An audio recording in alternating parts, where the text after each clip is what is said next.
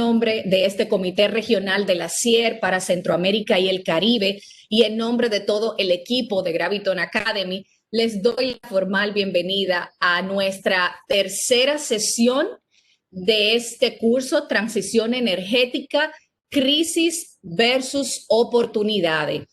Quiero ceder la palabra a María. María ha estado con nosotros en las sesiones anteriores, está nuevamente con nosotros el día de hoy.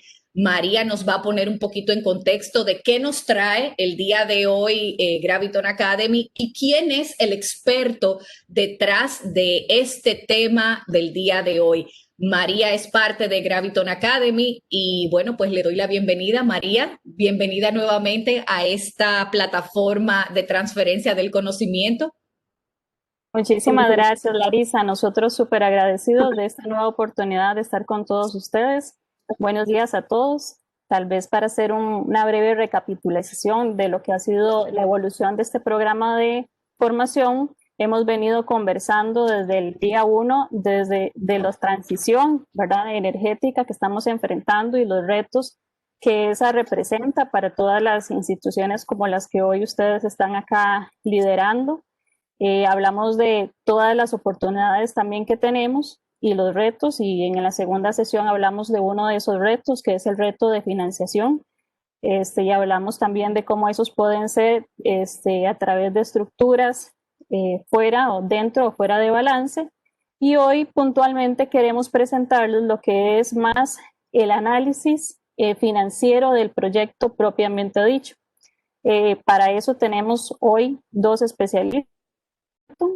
El primer especialista es Jesús Castro. Jesús Castro es líder de nuestra área de ingeniería y posee 30 años de experiencia en procesos industriales con un enfoque práctico en la recuperación de energía, diseño e instalación de sistemas fotovoltaicos y térmicos, software de diseño para sistemas energéticos, control de procesos, vinculación entre tecnología y estrategia de negocios. Jesús va a estarnos presentando al inicio de esta sesión lo que es el análisis que nosotros denominamos tecnoeconómico.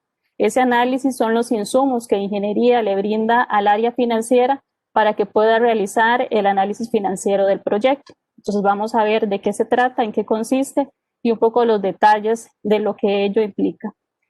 Posteriormente, Jesús le va a ceder la palabra a Roger Castillo, quien posee más de 14 años de experiencia en el sector financiero y bursátil. También tiene experiencia en manejos de flujos de liquidez de empresas y de representante corporativo de servicios SIMPE ante el Banco Central de Costa Rica. Roger nos va a instruir ampliamente y nos va a dar una pincelada también de lo que son todos los elementos que se consideran a la hora de hacer el análisis financiero de un proyecto. Entonces, como ven, venimos desde el entorno y desde el contexto más global, esta disrupción que representa la transformación que ha tenido el sistema energético en el mundo y cómo podemos hacerle frente desde la región a los retos que eso implica, mucho desde el punto de vista financiero, que es el fuerte de Graviton, ¿verdad? Hacer ese enlace entre el sector energético y el sector financiero. Y bueno, sin más preámbulo, quiero cederle la palabra a Jesús para que arranquemos con la presentación. Muy buenos días. Como explicó María, vamos a trabajar hoy en la siguiente agenda: el análisis tecnoeconómico, la estructuración de capital, el flujo de caja, el análisis de sensibilidad y las conclusiones. En la primera parte, que es el análisis tecnoeconómico, yo soy el que les voy a dar tips o diferentes diferentes formas en las que uno debe pensar antes de pasar este tipo de proyecto a lo que mi compañero Roger Castillo nos va a explicar sobre estructuras de capital y los otros temas. Para iniciar, el análisis tecnoeconómico básicamente arranca en el momento en que identificamos un problema o tenemos una necesidad y hay que llegar a solventarlo. Lo más importante, antes de comenzar a identificar el problema, es darnos cuenta de que la energía solo vale cuando se necesita. La energía no vale cuando se genera. Entonces, desde el punto de vista técnico, el generar energía no es necesariamente lo más importante, sino entregar la energía cuando nuestro cliente lo ocupa. Dicho esto, tenemos tres formas en que se presentan los problemas normalmente para las generadoras y las distribuidoras. Hay un incremento de demanda y se debe satisfacer con la capacidad instalada o con nueva capacidad ese incremento de demanda. Debemos mejorar nuestra infraestructura y ponerla entonces al día con lo que nuestro circuito está demandando. O tenemos diferentes fuentes de generación, pero necesitamos rentabilizar esa fuente de generación porque nos está pasando que la energía que estamos generando no está siendo consumida en el momento que la generamos. Entonces, esta identificación de problema llega a la parte de ingeniería, en donde ingeniería no es solamente ver la tecnología que vamos a aplicar, sino que debemos aliarnos, tener un equipo multidisciplinario en donde exista la posibilidad de conocer bien el entorno de mercado. O sea, necesitamos, si tenemos un área de concesión o tenemos un área de servicio de la parte energética, necesitamos entender el entorno de mercado. ¿Qué es el entorno de mercado? Bueno, el entorno de mercado lo entendemos como si es residencial mayoritariamente, si es comercial, si hay agroindustria, si hay industria, cuál es el mix que tenemos en ese mercado, cuáles son nuestros clientes a los que tenemos que satisfacer.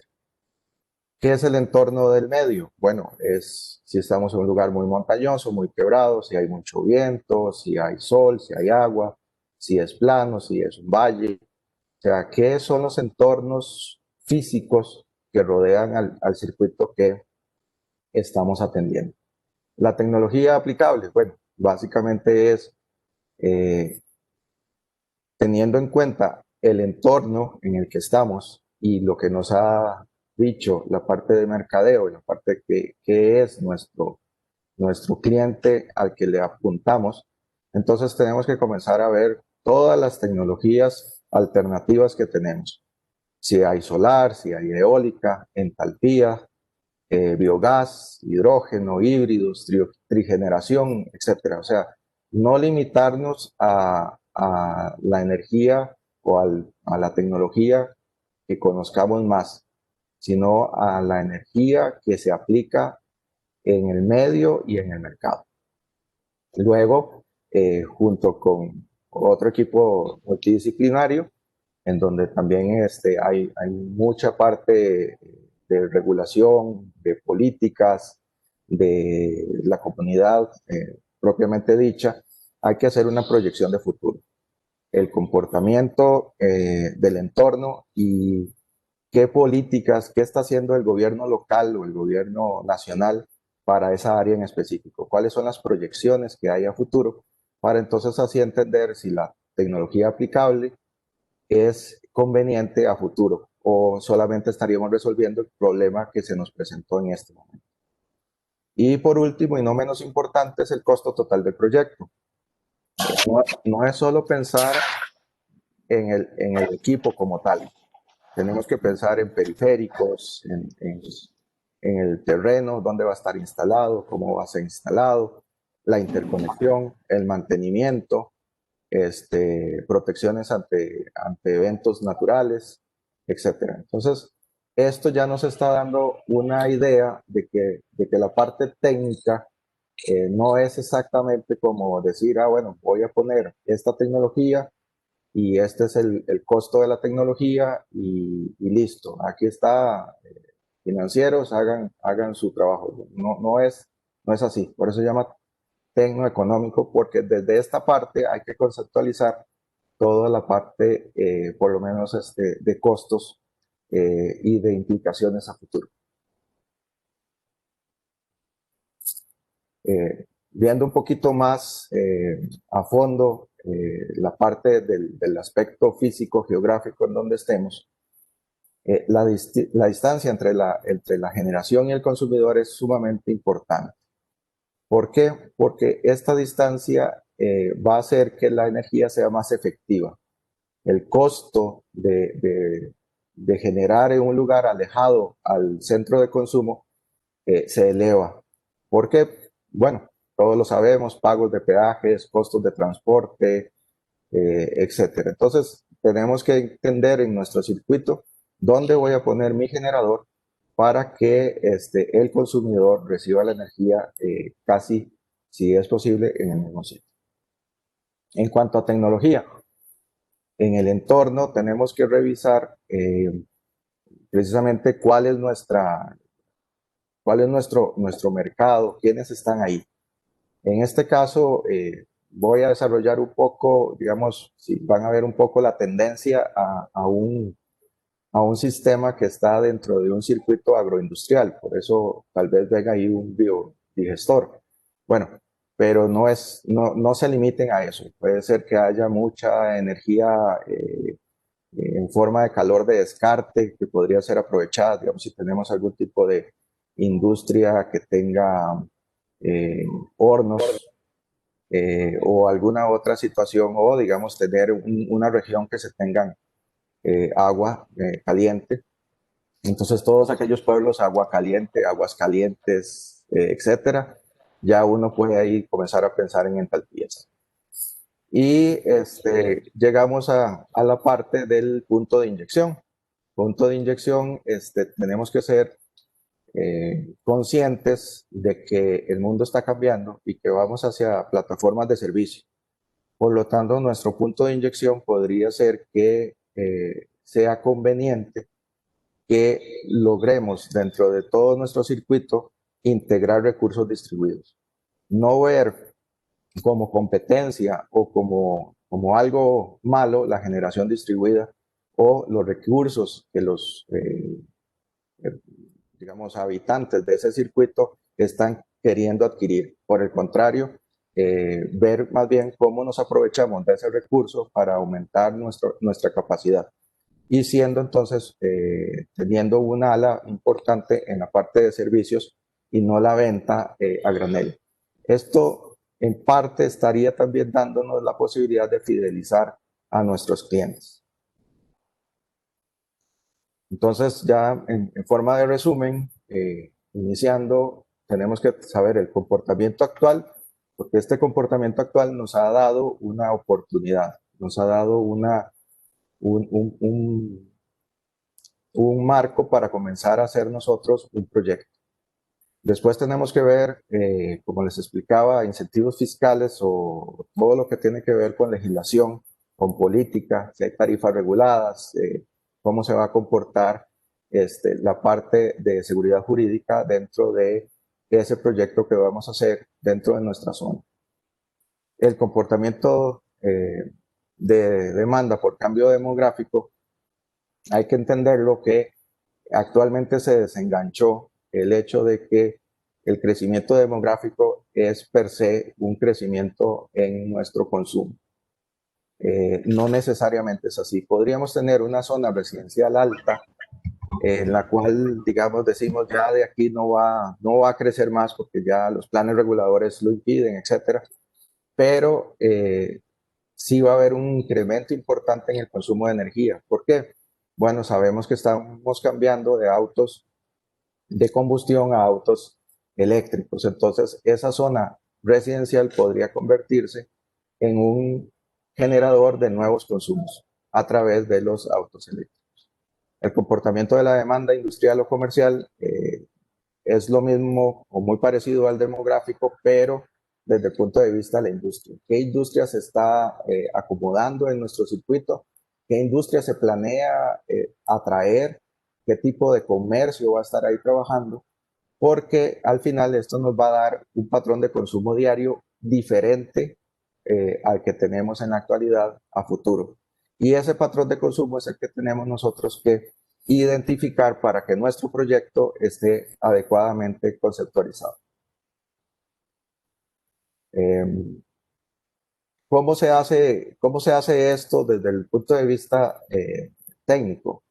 Bueno, definitivamente ya son muchas variables que estamos manejando y ocupamos herramientas. Nosotros en Graviton tenemos diferentes herramientas de código abierto y algunas de un código un poco más cerrado, pero básicamente lo que intentamos es, o lo que se hace con estos simuladores es, de acuerdo a la información que nos ha pasado mercadeo, de la información técnica que tenemos, generamos como básico una simulación que tenga el consumo, la generación, si hay o no almacenamiento, para poder desplazar la generación con el consumo y la tarifa en el tiempo. Este es un caso real. Básicamente es un distribuidor que tiene la siguiente curva que están viendo ahí. Esta curva presenta, como ven, picos en las horas de la tarde. Si ven, abajo tengo la escala de tiempo, tengo 2 días, y pueden ver alrededor de las 3 de la tarde los picos. En este caso seleccioné un mes X, cualquiera, y este mes tiene la característica que el pico antes de colocar los sistemas y el pico al colocar los sistemas se producen el mismo día. Por eso es que escogí este ejemplo. Más abajo, donde dice costo de energía y costo de demanda, podemos ver la gráfica que nos muestra cómo es la tarifa que estamos pagando al generador para nosotros poder distribuir. Aquí hay un tema importante que es el hecho de estamos en un lugar en donde se tiene ya digamos definida una tarifa por un tiempo determinado, con poca variación en ese tiempo, y que nos permite entonces conocer a futuro más o menos el comportamiento que vamos a tener incremental o en decrecimiento de dicha tarifa. Como pueden ver, la línea arranca desde las 0 horas, arranca con un periodo nocturno en donde solo se cobra energía. Luego entramos a un periodo valle que va de 6 de la mañana a 10 de la mañana, y ese periodo valle contempla una demanda lineal hasta las 8 de la noche, pero la energía sí tiene sus comportamientos específicos en el valle, teniendo un incremento entre la nocturna y el valle, y luego otra grada en las horas punta, que iría de 10 a 12:30 y de 5:30 a 8 de la noche. Entonces aquí vemos que desde el punto de vista de mercado, tengo algo que a las 3 de la tarde hace que mi circuito suba en su consumo, y que las tarifas solamente tengo incrementos diferenciados en la energía, no así en la demanda. Dicho esto, comenzamos a colocar sistemas para poder ver qué sucede, y tengo la curva ya con el sistema instalado, que en este caso escogí un solar, y el solar se presenta de esta manera. Entonces, si vemos acá, cuando genero la energía, no es cuando la ocupo. Y uno podría decir, bueno, está salvando la hora pico, que es pura energía, pero no, perdón, la hora punta, pero no el pico, que se me da a las 3 de la tarde. También, digamos, si se hace un poquito más de ingeniería de minería, de datos, uno comienza a ver que los días más soleados son los días en que el pico más se presenta. Entonces, podría haber ahí un tema de temperaturas, de calor. Hay que entender bien qué es lo que está sucediendo, por qué a las 3 de la tarde se da el pico y por qué ese pico tiene alguna correlación o hay una relación con la temperatura ambiental. Dicho esto, encontramos que quisiéramos tal vez desplazar parte de la energía solar de la hora punta a la hora pico, y podríamos pensar en el almacenamiento. Si colocamos el almacenamiento, de ahí lo pueden ver. El almacenamiento efectivamente va a comenzar a trabajar cuando se ocupa, pero ese cuando se ocupa resulta ser que el programa me dice, ojo, usted está pensando en el pico y tal vez está pensando en rentabilidad, pero la mejor rentabilidad se está dando a la hora de que la energía es más cara y que usted puede sustituir más energía por energía propia. Y ahí entramos en un campo muy interesante, que es que estos programas, como tienen múltiples variables de entrada, tengo las variables del costo de la energía producido por la tecnología. Y entonces ahí me dice, por más batería que usted ponga para tomar energía solar y llevarla al pico, no va a ser rentable, porque el costo de almacenar energía está siendo superior al costo que a usted le da la generadora para su distribución. Siendo así, entonces el proyecto nos dice, bueno, ustedes lo que tienen que hacer es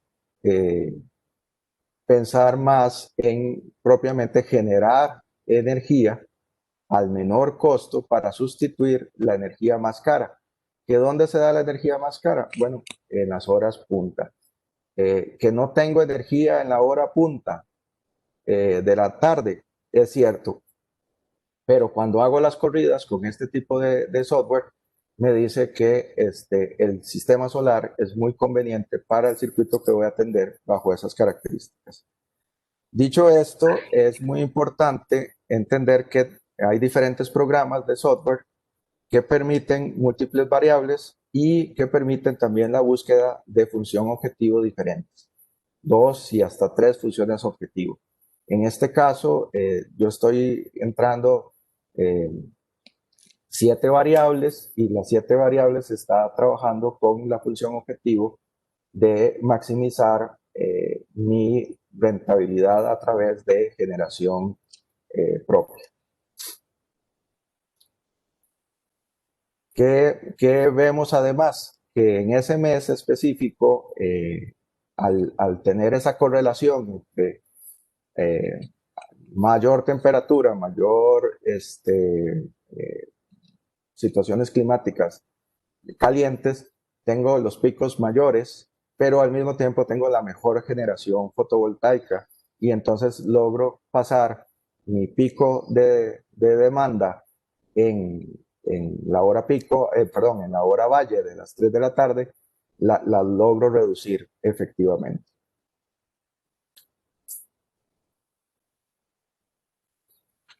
Muy bien, ya para ir dejando mi presentación y pasarle a mi compañero Roger, quiero decirles que uno arranca por la parte de las características del proyecto, donde vamos a tener lo básico, por así decirlo, la potencia nominal, la producción para el primer año, sensibilizada, o sea, hay que darle a las personas de finanzas diferentes sensibilizaciones de cuánto es el máximo que se puede producir y cuáles son diferentes escenarios, un pesimista, un optimista y un, digamos, esperable.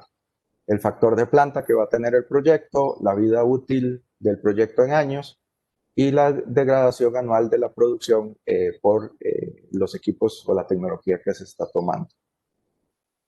Cuando uno tiene todas esas características, se va y genera un presupuesto de inversión, o el CAPEX, en donde tenemos los costos de desarrollo, ingeniería, permisos legales de ambiente, etcétera, dirección, supervisión, costos de construcción, ahí ya están los equipos, la tecnología aplicada, materiales para la interconexión, en algunos lugares he visto que también se llama como balance de planta, líneas de transmisión, indirectos de construcción, y costos financieros durante la construcción y reservas. O sea, como ven, el grupo interdisciplinario que trabaja en generar esta parte tecnoeconómica también tiene que tener un apoyo, o tener gente de finanzas que nos permita hacer correctamente la presupuestación. Y luego están los costos operativos y mantenimiento, el OPEX, en donde estarían arrendamientos anuales, si es que hay que arrendar terreno, o cuál es el costo de ese terreno si es nuestro, pólizas de seguro como un porcentaje total de la obra, costos anuales de operación y mantenimiento, escalamiento de esos costos, escalamiento de arrendamientos, gastos administrativos. Esto sobre todo si nuestro circuito o nuestra distribuidora pertenece a una holding, a una sede central más grande y tenemos que pagar fees, escalamientos anuales de estos gastos administrativos. Cuando tenemos esto, ahora sí, se lo entregamos a la parte financiera, que ellos tienen que hacer un desglose financiero en donde van a trabajar todo lo que son estos costos que he dicho, pero digamos desde el punto de vista financiero, y finalmente ellos van a entregar eso a un estructurador para que ya se tenga lo que se ha hablado anteriormente. Algo que se me olvidaba de mencionar, que está en la presentación y que quiero decir, es que el chequeo, la corroboración de que lo que estamos haciendo tenga sentido práctico y no estemos en un problema económico, es al inicio. Con la característica del proyecto y el presupuesto de inversión, se hace un control del costo por el watt peak instalado. Y de esta manera, con estándares internacionales, podemos ver si estamos dentro de estos estándares internacionales o no. Y ahora sí, le cedo la palabra a mi compañero Roger para que nos explique la parte del desglose financiero. Buenos días. Tal como nos comentaba Jesús sobre el análisis tecnoeconómico, la parte financiera parte justamente de una serie de insumos que la parte técnica entrega para poder modelar el proyecto financiero. Estos insumos no solamente consideran la estructura técnica del proyecto, sino también un análisis del costo de inversión o el CAPEX que se requiere para desarrollar el proyecto y los costos operativos y de mantenimiento que el proyecto necesita para operar.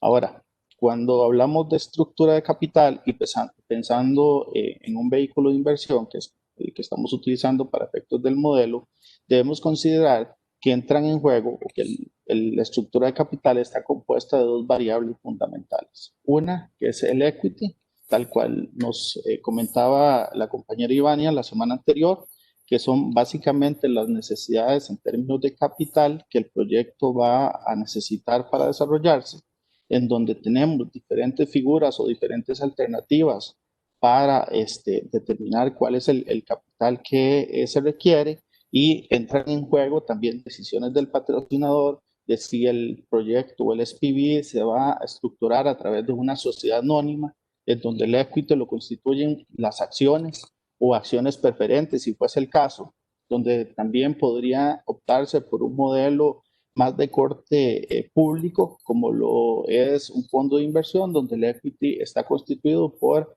participaciones del fondo de inversión, o una figura como lo es el fideicomiso, en donde los inversionistas de capital lo que adquieren es participaciones fiduciarias. Y la otra gran rama, que es el financiamiento, en donde tenemos dos alternativas para adquirir el capital necesario para desarrollar el proyecto, como lo es financiamiento público o financiamiento privado. En el financiamiento público tenemos una estructura formal conocida como es el mercado de valores, en donde el SPV se constituye como un emisor de valores y los inversionistas que adquieren deuda a través del mercado regulado se constituyen los acreedores. En financiamiento público intervienen una serie de participantes que nos comentaba Ivania la semana anterior. Tal es el caso de una bolsa de valores regulada, un intermediario financiero, se requiere de un analista de riesgo, un análisis de riesgo que determina los precios y los valores a los cuales esa deuda se coloca en el mercado. Y tenemos el financiamiento privado, que es una línea más tradicional, conocida en la historia, como lo es el financiamiento bancario, que es la vía más utilizada, y en términos más disruptivos también se puede optar por la emisión de bonos corporativos.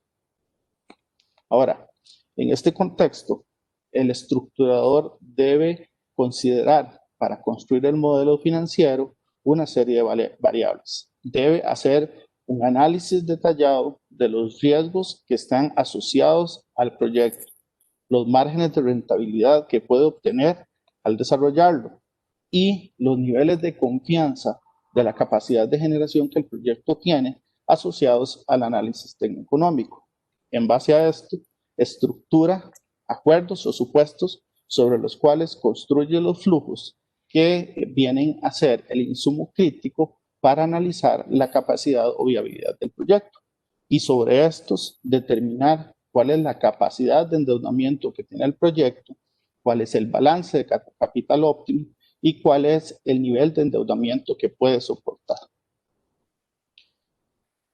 Y es en este aspecto donde juega un rol preponderante un estructurador como Graviton para justamente conciliar los objetivos que tienen las diferentes partes. Tenemos, por ejemplo, un patrocinador que tiene objetivos de corte rentabilidad, podría ser de modernización de equipos, podría ser de satisfacer una demanda, y tenemos otras partes, como lo pueden ser los acreedores, que tienen objetivos diferentes, como lo es maximizar la rentabilidad del efectivo, tal es el caso de los bancos, cumplir con indicadores, por ejemplo, de deuda, como lo constituyen justamente los bancos en términos de un mercado regulado, y que buscan o utilizan supuestos diferentes para sensibilizar los flujos y los resultados que un proyecto necesita o estima en términos de su vida útil.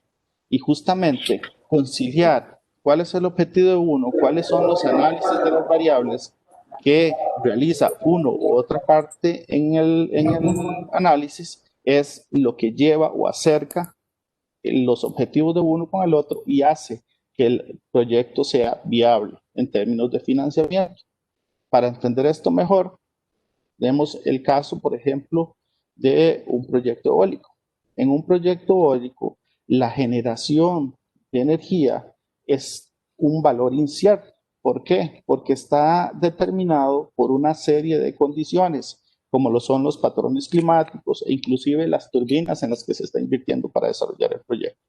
Ahora bien, los supuestos que puede tener el patrocinador del proyecto versus los supuestos que puede utilizar quien hace el análisis financiero para determinar si aprueba o no aprueba un crédito son muy diferentes. Y es aquí donde justamente modelar la generación en base a insumos estándares o históricos de mercado permiten justamente homologar los criterios y determinar si es viable o no es viable un proyecto.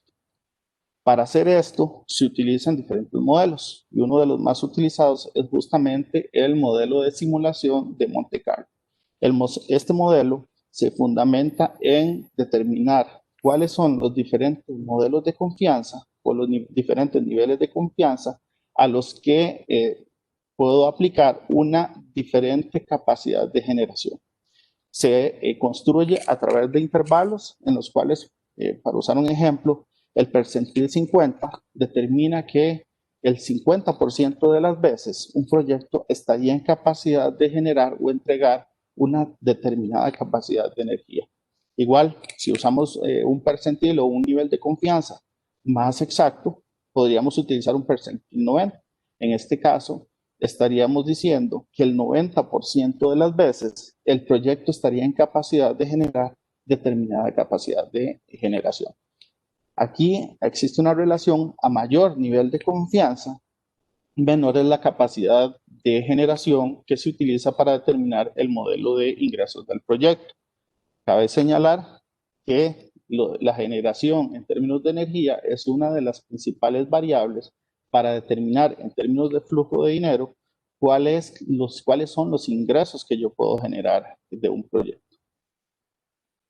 Y de igual forma, si aplicamos el mismo modelo a un parque solar, nos encontramos que el proceso es muy similar, con la diferencia de que en términos solares existen un avance tecnológico mucho mayor que nos permite, y herramientas que permiten determinar en la combinación de diferentes módulos o diferentes variables cuál sería la capacidad de generación para una ubicación específica geográfica. Cuando construimos el modelo a partir de un parque solar, por ejemplo, lo que se utiliza es o lo que se estila es determinar cuáles son los niveles de generación para los primeros años y después aplicarle un factor de degradación en función de la pérdida de capacidad de generación o deterioro del equipo a lo largo de la vida del proyecto. En términos de producción, se estima los primeros años y sobre este factor justamente se deprime la capacidad.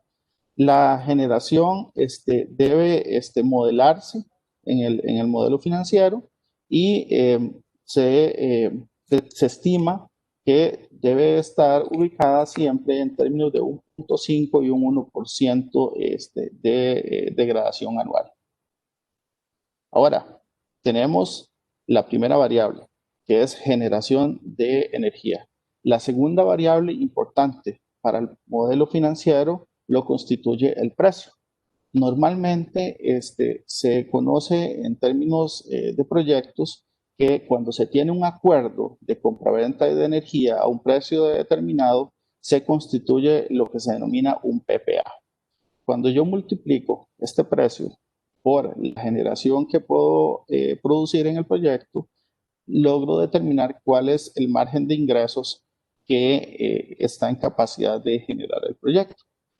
Pero los proyectos de generación están están proyectados para generar a lo largo de una vida útil amplia. Por tanto, debo sensibilizarlo con patrones de variación que afectan el precio. Tal es el caso, por ejemplo, de la inflación, que a lo largo de 25 años, para usarlo como ejemplo, puede afectar o variar cuáles son las condiciones de precio. Y lo otro que debo considerar al analizar el precio al que puedo colocar la energía es que no siempre el acuerdo de precios que yo tenga cubre la vida del proyecto. Y es acá donde justamente el estructurador debe tener la pericia de determinar o sensibilizar cuál es el precio correcto al cual debe estimarse los flujos del proyecto en función de cuál sería el comportamiento de oferta y demanda de la energía. Ahora bien, todo esto nos lleva justamente a determinar cuál es el indicador de cobertura a la deuda. Vamos paso a paso justamente midiendo las diferentes variables para determinar cuál es la capacidad financiera que tiene el proyecto. El indicador de cobertura lo que me permite es determinar cuál es la capacidad de un proyecto de cumplir con las obligaciones financieras en términos de tasa de interés o costo de interés y amortización de la deuda que se requiere para poder llevar a cabo el proyecto. Para hacerlo, determino los ingresos, en la cual asociamos las variables que vimos en los puntos anteriores, que es generación y precio. Determinamos los gastos asociados al mantenimiento y la operación del proyecto, que es el presupuesto OPEX, tal cual lo mencionaba Jesús en el entregable del análisis técnico. Y en base a esto determinamos cuál es el EBITDA del proyecto. El EBITDA viene a ser el flujo disponible que tiene la empresa para cubrir las obligaciones de financiamiento.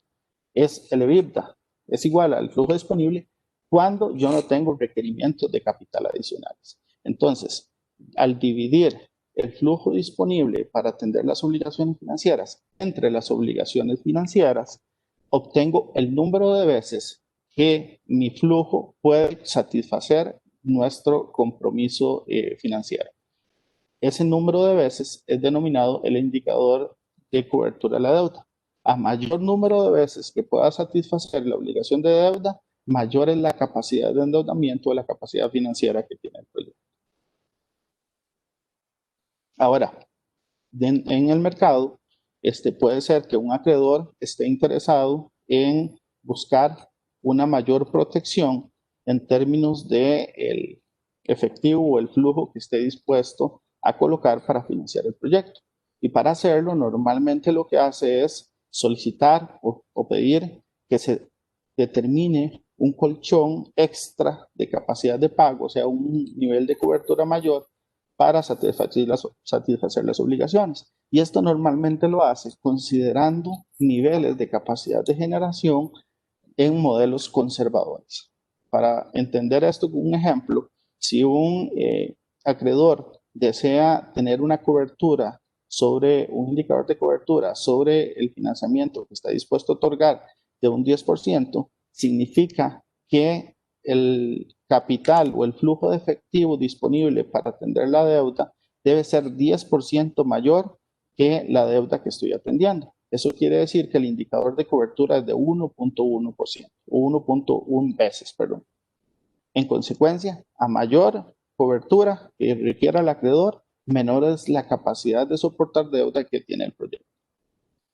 En este contexto, podemos tener el escenario de percentil 50, en el cual el 50% de las veces tenemos seguridad de la generación de energía, y en este indicador los acreedores normalmente se tienden a sentir satisfechos con niveles de cobertura de la deuda asociados entre 1.3 y 1.5 veces el requerimiento de financiamiento que se requiera para el proyecto. Si el indicador de cobertura de la deuda fuese, si el indicador de confianza fuera percentil 99, los acreedores normalmente buscarán un índice de cobertura de la deuda entre 1 y 1.1 veces la deuda. Claro, cuando determinamos cuál es la capacidad de endeudamiento de un proyecto, no solamente consideramos los ingresos, el precio, para determinar el indicador de cobertura, sino que también entran en juego otras variables importantes que son objeto justamente de negociación y de conciliación de acuerdos que lleva el acreedor entre los objetivos de las diferentes partes. Uno es el plazo de la deuda. Sabemos que cuando logramos financiar un proyecto a mayor número de años, logramos de alguna forma diluir los flujos entre más cantidad de años. Cuando yo diluyo los flujos entre un número de años mayor, significa que el requerimiento en términos de liquidez para cada uno de los periodos es menor. Por tanto, el flujo disponible dividido entre ese requerimiento de capital menor me permite determinar que la cobertura de la deuda es mayor y por tanto me permite optar por un financiamiento mayor. De igual forma, la tasa de interés influye directamente sobre cuál es el requerimiento de capital. A mayor interés, mayor es la cuota que debo cubrir en cada periodo y por tanto me genera una relación directa entre el índice de cobertura que yo puedo dar. Para entender cómo conjugan estas variables en términos del modelo financiero, traemos el siguiente ejemplo, que es un parque solar, un parque eólico con una capacidad de generación de 50 megawatts peak, en donde tenemos un nivel de confianza de P50, en donde la generación es de 175.200 megawatts año, y con un nivel de confianza del 99%, la capacidad de generación es de 131.400 megawatts año. Para efectos del modelo, es estrictamente matemático y con el objetivo justamente de ejemplificar la conjugación de las diferentes variables, tenemos la estimación de un PPA o un acuerdo de precios de $50 por megawatt generado, con un factor de incremento a lo largo de los 25 años para los cuales estamos estimando el proyecto en el ejemplo de 2%. Un OPEX o un requerimiento de capital para mantenimiento de operación del proyecto de $2 millones, una tasa de interés del 4.5 y un CAPEX o requerimiento de capital para lograr desarrollar el proyecto de $2.100 por kilowatts para un total de $105 millones, en donde el acreedor se siente satisfecho con un nivel de cobertura de la deuda, un índice de cobertura de la deuda de 1.3 veces si el nivel de confianza fuera de 50, y el acreedor se siente confiado o satisfecho con un índice de cobertura de la deuda de 1% o 1 veces si el nivel de confianza fuera percentil 99. En términos numéricos, este es la estimación de las variables con el percentil 50, en donde podemos generar 175.200 megawatts. El precio del PPA de venta de energía es de $50 y me permite estimar ingresos por venta de energía de $8.7 millones.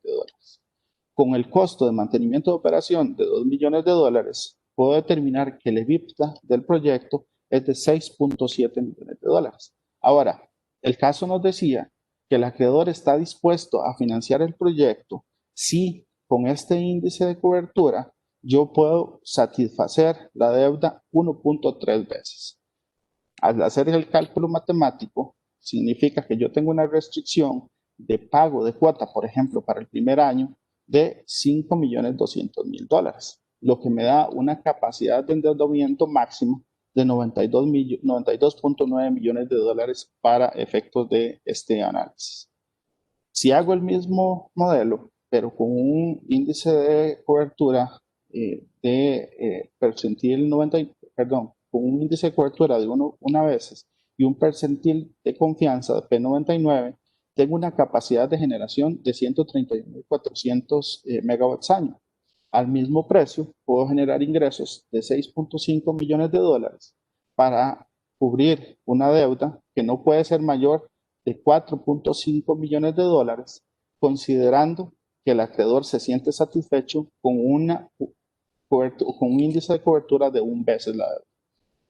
En términos matemáticos, esto significa que el proyecto solamente puede optar por un financiamiento máximo en estas condiciones de 81 millones de dólares. Resumiendo esto, en términos del ejemplo, tenemos que con un percentil 99, el proyecto puede levantar financiamiento por 81 millones de dólares, lo que significa que para hacer viable el proyecto, o sea, para cubrir los requerimientos de capital de desarrollo del proyecto o el CAPEX de 105 millones de dólares, es necesario que la administración consiga inversionistas de capital por 22% del proyecto, o sea, por 23.9 millones de dólares. De igual forma, si lo hiciéramos sobre el percentil 50, significa que la capacidad de endeudamiento es un poco mayor porque el percentil 99 es un modelo más conservador sobre un nivel de confianza mayor, pero en el percentil 50 puedo levantar 92 millones de dólares en deuda y requiero capital para atender las obligaciones financieras y los requerimientos de capital del proyecto del 11%, o sea, 12 millones. De esta forma, logro determinar cuál es la capacidad de endeudamiento que tiene un proyecto y de esta forma construir cuál es el capital que se requiere en términos de financiamiento y equity necesarios para llevar a cabo un proyecto. Cabe señalar que cuando hacemos un modelo de este tipo, estamos dando por un hecho que variables como el precio se mantienen constantes a lo largo del tiempo. Cuando construimos un modelo financiero, debemos considerar que las variables son dinámicas y que es importante tener información histórica, conocimiento adecuado del mercado y construir un modelo a la medida de cada proyecto. Esto no es una fórmula escrita en piedra, sino que más bien es un modelo totalmente dinámico en donde debemos ajustar los cálculos y el estructurador financiero tiene un papel preponderante justamente en determinar cuáles son las condiciones óptimas para cada proyecto que estamos analizando. Ahora, cuando analizamos todas las variables anteriores, nos damos cuenta lo relevante que es el flujo del proyecto. Y este en sí es uno de las variables que más toma en cuenta un acreedor, un analista financiero, al momento de determinar la capacidad de un proyecto. Por tanto, debe estar claramente presentada la información. En términos de flujo del proyecto, la estructura debe contener 3 flujos diferentes. El primero es un flujo operativo que considera justamente todas las necesidades de capital operativo, los ingresos y salidas asociadas a la operación del proyecto, costos administrativos, ingresos por venta de energía, arrendamientos, seguros, todo lo que está considerado en el OPEX del proyecto. Debe existir un flujo de inversión que justamente son los ingresos o salidas de dinero que se den asociados a la adquisición de activos que me permiten generar en el largo plazo. Aquí es donde se determina el CAPEX del proyecto o el requerimiento de capital necesario para la construcción y desarrollo del proyecto. Y finalmente, el flujo financiero, que es cómo yo voy a cubrir en términos de las diferentes partidas las necesidades de capital, tanto para el flujo operativo como para el flujo de inversión. Aquí tenemos variables como los intereses, las diferentes operaciones de crédito que tengamos, la amortización de pasivos e inclusive dividendos, si por ejemplo tuviésemos una capital equity asociado, por ejemplo, a dividendos preferentes. ¿Por qué es relevante tener el flujo de efectivo adecuado? Bueno, no solamente por los indicadores anteriores que pudimos analizar y determinar, sino porque el flujo de efectivo me permite determinar cuál es la rentabilidad real que tiene un proyecto. Definir también cuál es el cronograma o calce de las partidas que yo debo considerar en cada una de las etapas del proyecto. Tenemos muchas veces que un flujo de efectivo final puede ser óptimo o puede ser darnos un resultado satisfactorio, pero a lo largo de las diferentes etapas tener diferentes descalces en términos de liquidez, y eso podría comprometer la viabilidad del proyecto. Entonces, tener el flujo preciso y realista nos permite justamente entender en qué momento, en qué etapa del proyecto voy a necesitar los flujos de capital. Ahora, también me permite estar claro en cuál es la distribución de los ingresos y cuál es la distribución de los costos asociados al modelo. Pero también debe tenerse en cuenta algunas otras consideraciones. Tal es el caso de los costos hundidos, que muchas veces los dejamos de lado. Y es que cuando entramos a modelar un proyecto, muchas veces dejamos de lado toda la inversión de recursos que hemos realizado previo a determinar si es viable o no un proyecto. Aquí, por ejemplo, el equipo técnico ha tenido que hacer un análisis tecnoeconómico sustancial para determinar cuáles son las variables que intervienen y la viabilidad de un proyecto. Esto inherentemente significa que yo tuve que incurrir en gastos, independientemente de si al final el resultado fue positivo o negativo, si voy o no voy con el proyecto.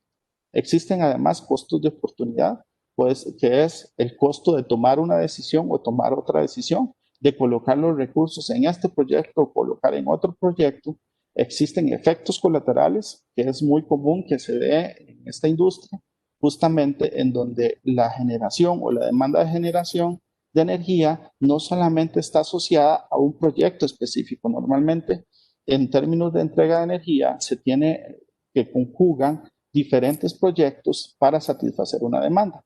Y acá puede ser que en algún momento yo tenga sobrecapacidad instalada y tenga que en algún momento tener equipo ocioso o proyectos ociosos, porque la demanda en un determinado momento es menor a mi capacidad instalada. Y eso es un efecto colateral de desarrollar o no desarrollar un proyecto nuevo. Y finalmente, que todo proyecto, al concluir su vida útil, tiene un valor residual de los activos. Con esto terminamos aterrizando en el análisis del binomio riesgo-rendimiento, que en algún momento don Oscar Luis en la presentación de datos hace 2 semanas lo mencionaba. El binomio riesgo-rendimiento viene a ser la relación de flujos en términos de determinar qué tanta capacidad tiene el proyecto de generar rentabilidad. Para hacerlo, normalmente estimamos cuál es la tasa de descuento o cuál es nuestro costo de capital de llevar a cabo un proyecto, en el cual intervienen 2 variables. ¿Cuál es la tasa libre de riesgo? Que sería la rentabilidad que yo quiero obtener. Y cuál es la prima o el porcentaje que yo debo sumar a esa tasa en función de los riesgos asociados al proyecto. Con estas variables determino cuál es la rentabilidad del proyecto y entramos a algunos indicadores importantes. Tal es el caso del valor presente neto. Y el valor presente neto es básicamente un análisis que me permite determinar en función de un flujo de efectivo que se corre a lo largo de vida útil, a la vida útil de un proyecto, cuál es el valor presente de ese proyecto. Recordemos, para los efectos, que no es lo mismo $1.000.000 hoy en la cuenta corriente que $1.000.000 en 20 años. Entonces, ¿qué me permite determinar el valor presente neto? Me permite justamente determinar cómo los flujos en los diferentes periodos de vida del proyecto traídos a valor presente me dan un valor determinado. También puedo determinar cuál es la rentabilidad del proyecto, cuál es la tasa de retorno que el proyecto me entrega. Y finalmente, determinar también cuál es el periodo en el cual yo recupero la inversión que estoy realizando para desarrollar el proyecto. Todo proyecto o modelo financiero debe ser sometido también a un análisis de sensibilidad. ¿Y qué es un análisis de sensibilidad? Son justamente las diferentes variables que yo puedo ajustar o las tuercas que puedo ajustar del modelo para sensibilizar los datos y tener diferentes resultados. Y por ejemplo, en términos de estructura capital, podemos empezar a analizar cuál es la estructura de financiamiento, si nos financiamos por un modelo público, un modelo privado, cuáles son las variables que influyen en esa estructura de financiamiento, en términos de la estructura de capital, si levanto equity, si lo hago a través de un fondo de inversión, si lo hago a través de un fiduciario, y qué variables están ahí asociadas y cómo esas variables me afectan los flujos que puede generar el proyecto. De igual forma, en la estructura del proyecto puedo ajustar el modelo en términos de diseño. Puede ser que yo requiera un parque solar, por ejemplo, más amplio. Puede ser que requiera implementar baterías para, por ejemplo, aprovechar diferentes fases de generación o diferentes costos de generación asociados al día de consumo. O puede ser que yo tenga que ajustar las variables en términos, por ejemplo, geográficos, que era una de las variables que nos presentaba Jesús al inicio del análisis tecnoeconómico. Y en función de esto, al sensibilizar, puedo tener modelos óptimos, modelos pesimistas y modelos realistas. Cuando hago el análisis de sensibilidad, también debo considerar cuáles son otras variables que pueden afectarme en la estructura. Y uno, por ejemplo, pueden ser los gastos legales. Digamos, ir o no ir por un modelo financiero, por una estructura de financiamiento, puede significar costos asociados. Tengo que determinar cuáles son los contratos que necesito tener para que el proyecto sea viable y cuáles son las restricciones que están asociadas a ese proyecto. También la legislación marca mucho la cancha en términos, por ejemplo, de las tarifas o inclusive las restricciones del mercado a convertirse, por ejemplo, en prosumidores. Tal es el caso de lo que está sucediendo hoy en día, cuando la industria está viendo cómo hay cambios en el comportamiento del cliente en términos de que el costo, por ejemplo, de tener paneles solares y generar su propia energía cada vez va decreciendo y cómo esto me afecta en términos de la capacidad instalada o de los requerimientos de capacidad que voy a tener en el futuro. De igual forma, la industria puede tener cambios sustanciales. Este año, por ejemplo, ha sido atípico. Hemos visto cómo el comportamiento de la demanda de energía ha cambiado radicalmente y probablemente vamos a tener efectos en el largo plazo. Hoy en día, por ejemplo, el modelo teletrabajo ha totalmente trasladado el consumo de energía de lo que antes eran oficinas que tienen modelos tarifarios diferentes a lo que pueden ser los modelos tarifarios de una casa. Y el régimen impositivo, que variables en términos de impuestos, de incentivos fiscales, por ejemplo, la importación de vehículos eléctricos, podrían afectar la demanda o los requerimientos de generación de energía en el futuro. Finalmente, llegamos a las conclusiones en términos de la elaboración del modelo financiero, en donde, primero que todo, tenemos que la calidad, el tiempo y esfuerzo que se destine a hacer el análisis tecnoeconómico coincide directamente sobre la confiabilidad de los resultados que tengamos al estructurar el proyecto. Que para realizar un análisis integral debemos tener sistemas adecuados, información histórica correcta y precisa y integrarla con el conocimiento que tengamos del mercado, tanto real, actual, como el mercado potencial.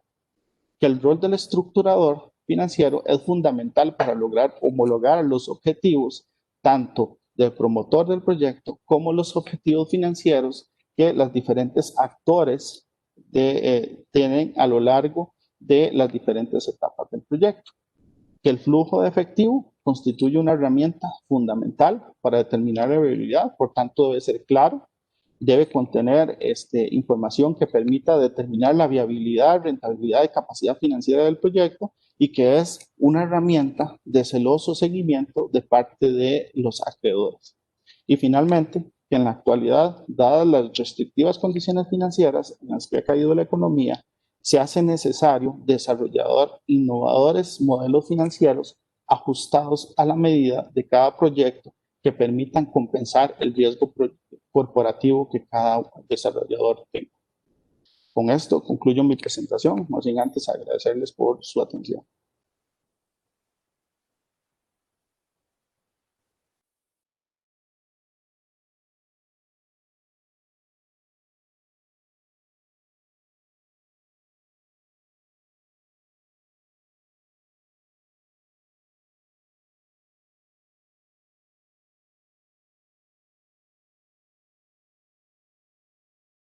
Perdón, no les estamos escuchando.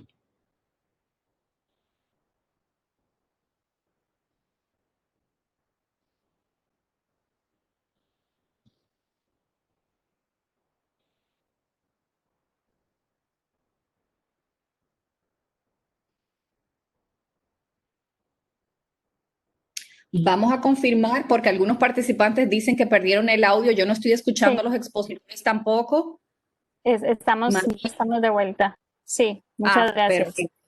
Perfecto, perfecto. Solo recordarles que también estamos ya, bueno, darle las gracias a Jesús Castro y a Roger Castillo por la presentación, a todos ustedes por la atención. Y sí, vamos a ingresar ya al periodo de consultas. Larisa, no sé si vos querés comentar o introducir algo previo a este periodo.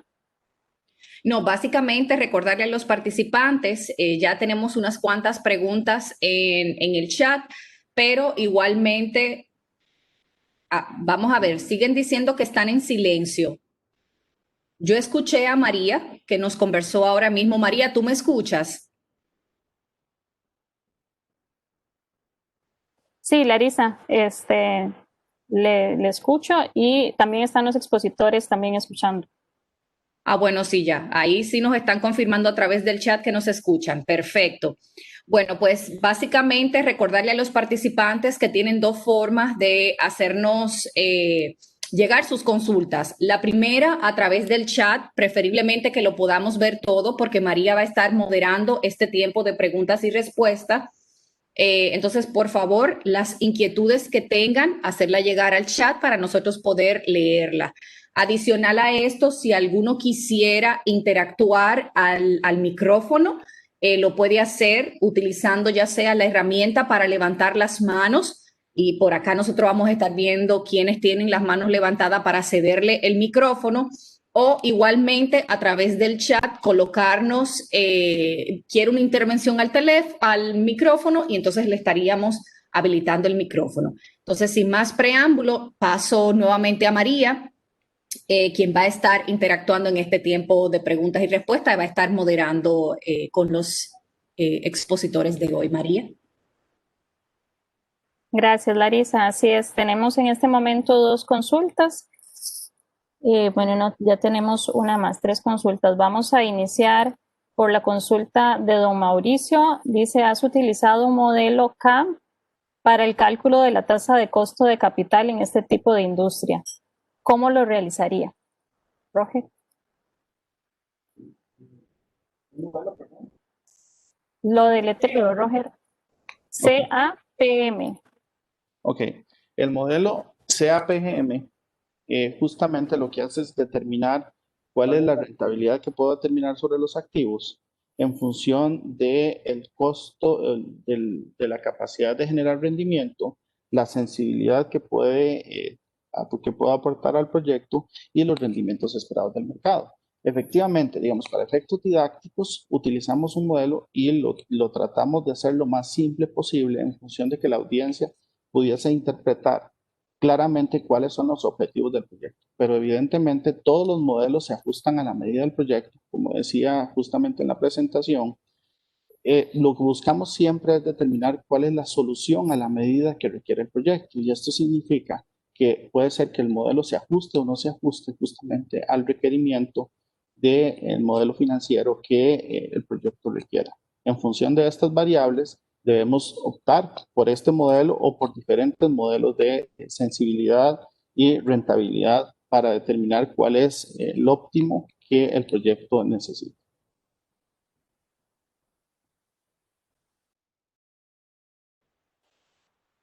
Gracias, Roger. También tenemos una consulta de don Johnny que nos dice, en un proyecto de generación distribuida conectado a las redes de distribución, huerto solar o gas natural de 5 megas, ¿cuán sería un TIR aceptable? ¿Cuánto sería un TIR aceptable? Bueno, la determinación de cuál es el TIR aceptable en términos de un proyecto va mucho en función de los objetivos que tenga la empresa. Como Jesús planteaba al inicio, cuando hacemos el análisis tecnoeconómico, no solamente la rentabilidad es la variable fundamental sobre la cual se estructura un proyecto. puede ser que yo tenga requerimientos de generación de energía específicos, o puede ser inclusive que los motivadores para efectos de un proyecto sean otros diferentes a la rentabilidad. Puede ser inclusive que entrar en juego factores como por ejemplo ser carbono neutral signifiquen que el TIR sea o no sea la variable principal sobre la cual se toma la decisión de rentabilidad de un proyecto. Claro está, aquí debemos conjugar estos objetivos con la viabilidad o no del proyecto. Si bien es cierto, puedo determinar un TIR específico, puede ser que este no sea mi principal indicador, puede ser que el valor presente neto de los flujos puede ser, determine la viabilidad o no del proyecto y no justamente la tasa de retorno. Y en esta conjugación de variables, podría uno pensar que un TIR positivo podría significar suficiente como para que el proyecto sea viable o no. Pero como mencionaba, aquí juegan en la decisión diferentes, sensibilidades o diferentes análisis y diferentes objetivos. María. Hola. Sí, Eric, me gustaría agregar un poco y complementar lo que estaba diciendo Roger. sí, nada más para introducir a la audiencia, Eric Alvarado es parte de nuestro equipo en Graviton y es parte del área financiera. Entonces, adelante, Eric, y muchas gracias. Sí, complementando lo que decía Roger, la parte de una tasa interna de retorno, en los mercados financieros nosotros tenemos ciertas curvas de tasas de interés. Estas curvas pues están referenciadas a diversos plazos en el cual estaría ligado el plazo de los proyectos.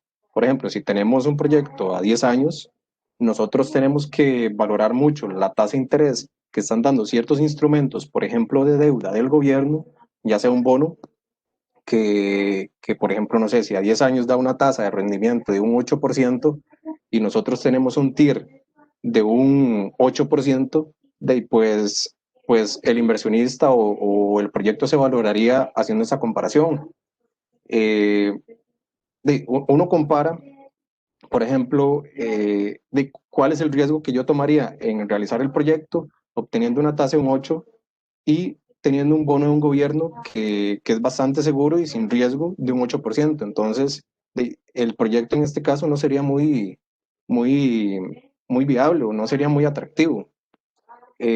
Claro, si a mí me dan una tasa de un 15% y yo tengo un bono de gobierno a un 8%, igual de un proyecto a 10 años, pues de ahí ya yo tengo una prima de riesgo que yo podría valorar en optar por realizar el proyecto, porque me resulta rentable y tendría un valor presente neto más alto de lo que me pagaría un instrumento de deuda pública que es bastante seguro.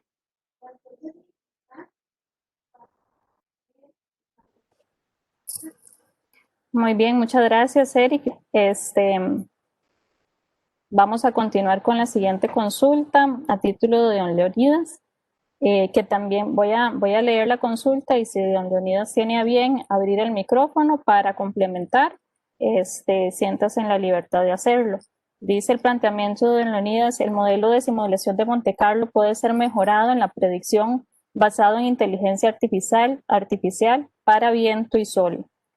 En el modelo, como se introduce la obsolencia tecnológica, teniendo presente que la generación solar en 5 años se ha reducido en casi en 75%. Entonces, don Leonidas, si usted tiene a bien, en este momento puede ampliar sobre el carácter de su pregunta o cualquier otra que considere. Le dejo la palabra y bienvenido.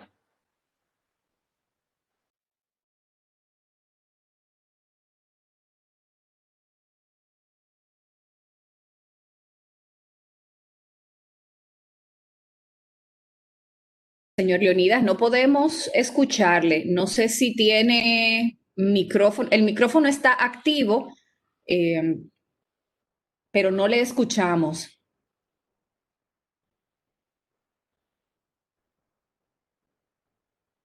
Sí, en el micrófono acá en la plataforma me da la señal de que usted está hablando, pero el sonido no nos está llegando acá. Entonces, no sé si tiene algún audífono o si es la computadora que no nos está transmitiendo lo que usted está conversando.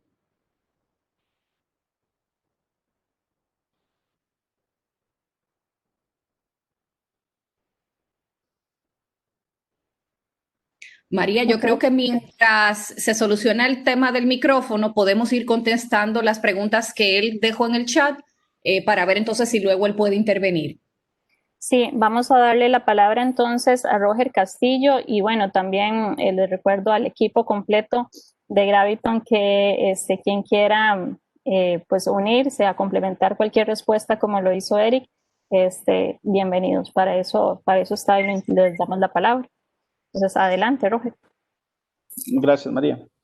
Bueno, justamente el modelo de simulación de Monte Carlo puede utilizar inteligencia artificial y de hecho existen ya diferentes sistemas que permiten determinar cuáles son las variables que determinan la fiabilidad o la confiabilidad de la información y no, existen sistemas como de capacidad de generación de electricidad que pueden integrarse con este modelo. Nosotros, por ejemplo, podemos integrar variables en términos de tecnología artificial de este modelo con nuestros modelos de generación o capacidad de generación de energía del proyecto. Ahora, ¿se puede mejorar? Todo es mejorable, obviamente. ¿Y cómo se introduce la obsolescencia del equipo? Bueno, nosotros para efectos de determinar ese efecto, normalmente lo que hicimos es sensibilizar el proyecto en términos de degradación de la capacidad de generación de un proyecto, en el caso de un parque solar, como lo plantea en la consulta.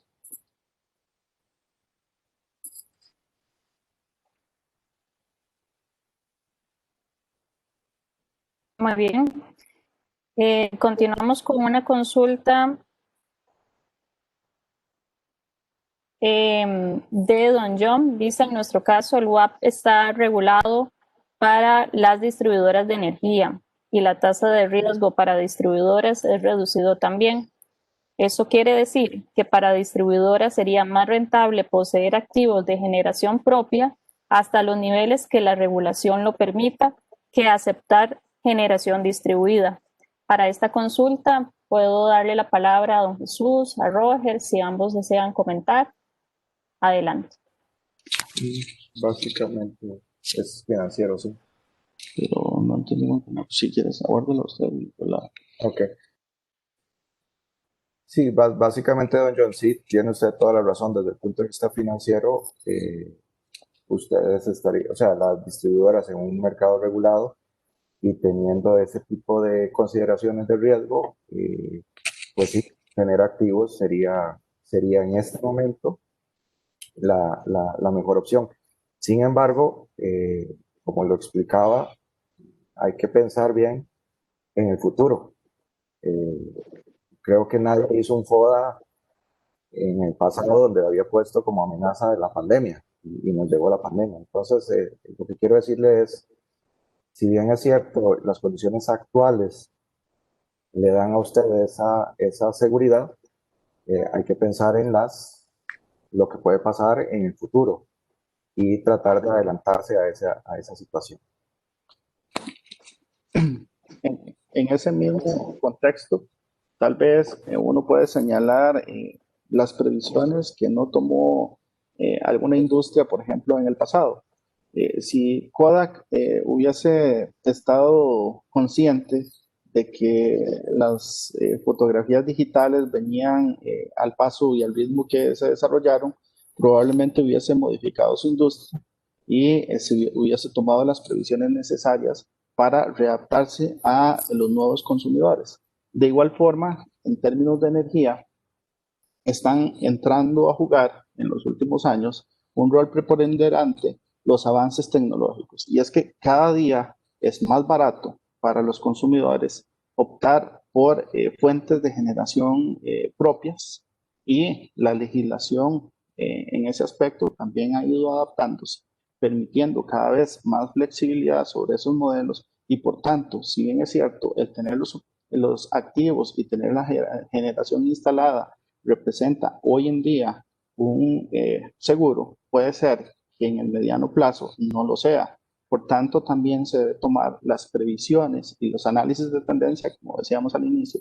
El modelo no solo analiza las condiciones actuales del mercado, sino las condiciones o cambios potenciales que pueden darse en el mercado para adaptarse y buscar el mejor modelo de manera que se asegure la continuidad del negocio y que la adaptación o la flexibilidad que pueda incrustar en mi industria de alguna forma me permita ser resiliente a esos cambios.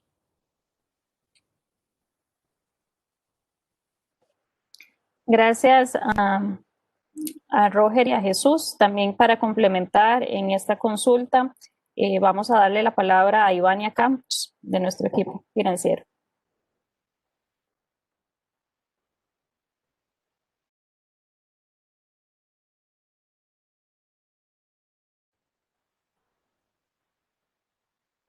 Ivania, cuando gustes, te escuchamos.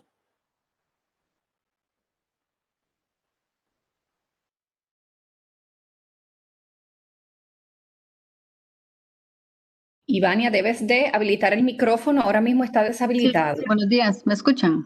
Perdón. Ahora sí. Muy buenos días a todos de nuevo, un gusto estar con ustedes también. Nada más quería como complementar un poquito las dos preguntas de índole financiero que se han planteado en esta sesión, que me parecen sumamente también rescatables, y poder aportar algunos comentarios. Recordemos que en términos de la tasa de descuento, al compañero pues que sea referencia a la metodología del WACC. Recordemos que esta es una metodología bajo la cual se calcula un costo de capital de promedio ponderado. Básicamente WACC son las siglas en inglés de lo que estoy comentando. La metodología lo que hace es ponderar la participación relativa que tienen los acreedores y los accionistas en el rendimiento que exige cada uno de ellos dentro del proyecto. Pues dentro de ese esquema, la metodología plantea, por un lado, una ponderación de capital y una ponderación de deuda relacionada al riesgo implícito del proyecto. Precisamente dependiendo de la estructura que tenga cada proyecto y de los elementos que comentó, por ejemplo, Jesús, en cuanto al medio en el cual se desarrolla el mismo, y por otro lado, el costo de oportunidad que representa para los inversionistas, como bien decía Eric, poder invertir su dinero en un proyecto específico versus un instrumento de inversión establecido en una plaza bursátil o en un medio privado. Entonces, de ahí dependerá que podamos fijar, por ejemplo, lo que conocemos como primas de riesgos. Si bien es cierto, por ejemplo, la tasa libre de riesgo, por ejemplo, que es el retorno esperado de un activo específico, el rendimiento esperado del negocio, que refleja el retorno adicional por invertir en el mercado, las primas de riesgo o rendimiento adicional al activo o al proyecto específico que estemos desarrollando, el riesgo país es muy importante y se pondera dentro de esta metodología, o el riesgo específico de negocio. Entonces, realmente el CAMP, que por un lado es el costo de capital, y el WACC, que es la metodología que suma o pondera costo de capital y el costo de la deuda, es una metodología específica particularmente asociada a un tema más financiero. Roger lo que vino fue a decir que básicamente el costo de capital en este caso estaba implícito en dos variables únicamente, es una forma, digamos, más sencilla de establecerlo. Aquí lo importante es que el inversionista del proyecto no pierda en perspectiva cuál es el costo de oportunidad que tiene el proyecto, la inversión de él en el proyecto. Entonces, realmente aplicar una metodología específica, tradicionalmente financiera, como es el WACC, o en su defecto el CAM, que es el costo de capital, dependerá mucho del análisis que en su momento pues, se pueda realizar. Son metodologías muy teóricas que probablemente en la vida práctica son mucho más sencillas, simplemente valorando cuál es el costo de oportunidad que tengo de colocar mis recursos en un proyecto específico de energía, en este caso, versus un proyecto de inversión de otra naturaleza. Con respecto a la tasa interna de retorno, en realidad, ciertamente, como han apuntado mis compañeros, no necesariamente existe un mínimo referido a nivel de industrias, dependerá mucho de la madurez del proyecto. Por ejemplo, proyectos evidentemente mucho más en etapas tempranas tienen una expectativa de rendimiento mucho más altas en virtud de que tienen un riesgo más alto asociado. Proyectos que están en etapas más maduras, ya en operación y monitoreo, por ejemplo, como comentábamos la vez pasada, pues tendrán una tasa interna de retorno una expectativa de tasa de interés de retorno mucho más baja porque el riesgo es mucho más bajo también. Entonces depende mucho de la expectativa del inversionista y de la madurez del riesgo del proyecto. Gracias, Iván. Y te aprovecho para la siguiente consulta que también nos plantea don Álvaro Ibarra y que nos gustaría puedas referirte cómo se valora numéricamente el riesgo.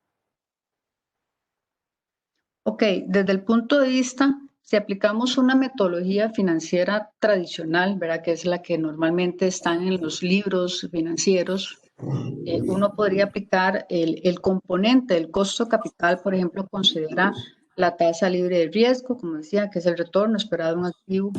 Incluye también una variable que conocemos como beta de la industria, que lo que hace es medir la relación entre los rendimientos de un activo y los rendimientos del mercado. También tenemos el rendimiento esperado del negocio y la prima por riesgo, riesgo país. Entonces, cada uno de estos componentes, por ejemplo, ya existe una referencia. Hay diferentes analistas que ya tienen estadísticas y tienen modelos en los cuales nosotros, como estructuradores, nos basamos para tomar la referencia. Entonces, el riesgo, digamos, aquí lo importante es medirlo desde el punto de vista del mercado, del país, del activo específico y evidentemente de la industria, dependiendo si estamos hablando de un proyecto apalancado o desapalancado en su efecto financiado o no. Entonces, desde el punto de vista más práctico, por ejemplo, lo que hacemos es muy sencillo, es decir, bueno, yo tengo, no sé, un monto de inversión determinado, este proyecto me genera X tasa de rentabilidad versus un instrumento financiero distinto fuera del proyecto. Entonces, ¿a dónde prefiero colocar? El riesgo lo mide el inversionista desde su costo de oportunidad, desde tomar su decisión de invertir en A o en B. Pero efectivamente, ya desde el punto de vista más financiero, incluyen variables de análisis mucho más complejas, mediante los cuales los estructuradores, pues, lo tomamos básicamente información que está pública en la mayoría de los casos o información que tenemos que tener acceso a través, digamos, de medios de pago, precisamente desde el punto de vista de analistas que se dedican a sacar este tipo de riesgos que he mencionado y compilarlos y estarlos actualizando bajo un periodo específico. Entonces, hacemos uso también de esas herramientas para medir los riesgos. Muchísimas gracias a Ivania. Con esto creo que hemos llegado al final del periodo de consultas, dándoles las más sinceras gracias a todos por la atención. Creo que han sido 3 sesiones muy productivas, bastante exhaustivas. Hemos hecho un esfuerzo por no agotarlos mucho con el tiempo, porque sí el tema, como decimos en Costa Rica, se las trae, y es amplio.